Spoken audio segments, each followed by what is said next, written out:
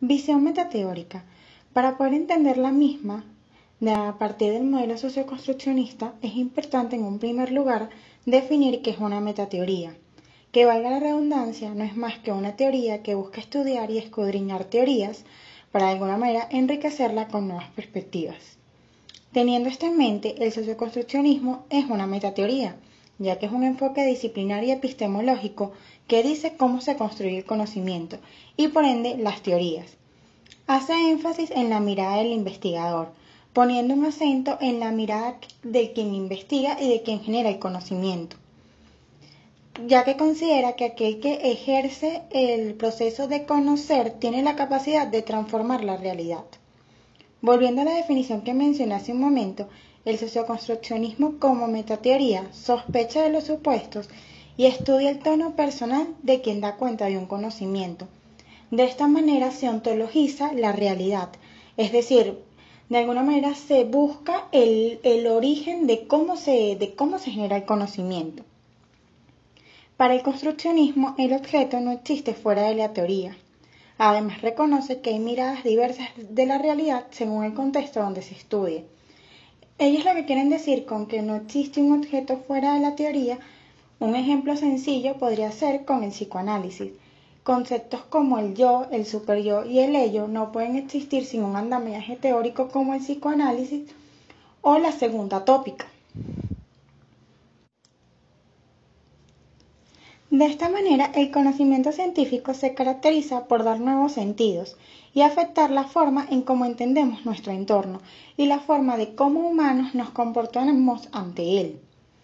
Gergen, que es uno de los fundadores del paradigma, afirma que la teoría construccionista es una manera de generar nuevas formas de conocimiento que nos ayudan a repensar la sociedad.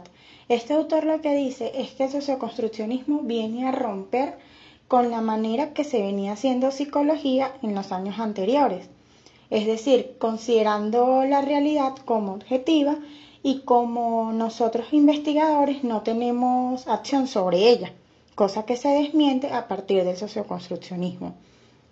Es importante también entender que lo social no es algo que simplemente está en el exterior del sujeto, sino que se esparce en las diferentes relaciones que los seres humanos construimos a diario. El conocimiento es mucho más que una copia fiel de la realidad, pues quien conoce genera interpretaciones y acuerdos que finalmente tienen la capacidad de transformar esta realidad. De qué manera cada vez que nosotros interpretamos y damos a conocer, de alguna manera lo cambiamos. Este taller había toda una teoría que al momento de yo transmitirlo la cambié y cuando ustedes la transmitan a otros también va a ser cambiada. La manera en cómo generamos los discursos y cómo entendemos una realidad que ya no puede considerarse como única. El constructivismo y el construccionismo social.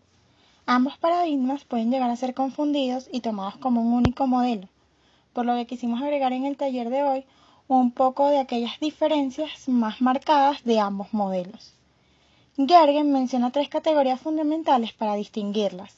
La primera de ellas es del proceso mental al social, donde el paradigma constructivista está caracterizado en mayor medida por las construcciones y los significados que se dan a nivel cognitivo. En el caso construccionista, el centro es el lenguaje y cómo éste tiene la capacidad de crear significados a nivel microsocial. La segunda categoría que menciona Gergen es hacia la igualación y la coconstrucción, donde se indica la manera de hacer terapia de ambos modelos. En el caso constructivista, su práctica, el terapeuta está caracterizado por ser más directivo y se busca ser independiente de la subjetividad del cliente. Y de esta manera, el terapeuta busca modificar el sistema de la persona. El terapeuta construccionista deja de lado la autoridad y genera alternativas en constante colaboración con el cliente. El tercer aspecto que marca Gergen es del diagnóstico y la cura a la responsabilidad cultural. Si bien el terapeuta constructivista cuestiona los diagnósticos, mantiene el modelo de buscar soluciones. El terapeuta construccionista reconoce el factor cultura y cómo la persona o el cliente no puede desligarse de este, por lo cual se deben respetar en todo momento los significados de la persona. Algunas otras diferencias que son más importantes entre ambos modelos tiene que ver con el objetivo que ambas persiguen. En el caso del constructivismo es más cognitivo, en el caso del construccionismo es más social. La manera de entender el yo también dista. En el constructivismo tiene que ver más con la mirada cognitiva y en el construccionismo va más hacia cómo la persona construye y configura su identidad a partir de las relaciones sociales. Otro aspecto que cambian en ambos paradigmas es la manera de entender la emoción. En el constructivismo, la emoción es la llave que permite el cambio. En el caso del construccionismo, la emoción simplemente dirige los significados que tiene la persona sobre sí mismo y sobre los otros, por lo cual la emoción tiene un gran peso en los juicios de la persona. Y finalmente, la función del lenguaje. En el constructivismo simplemente es una manera de relacionarse y de crear comunicaciones. Para el socioconstruccionismo el lenguaje es el centro, es la manera en cómo se construyen y se contextualizan los mundos. El lenguaje constituye a la persona y es la manera en cómo se construye la realidad social.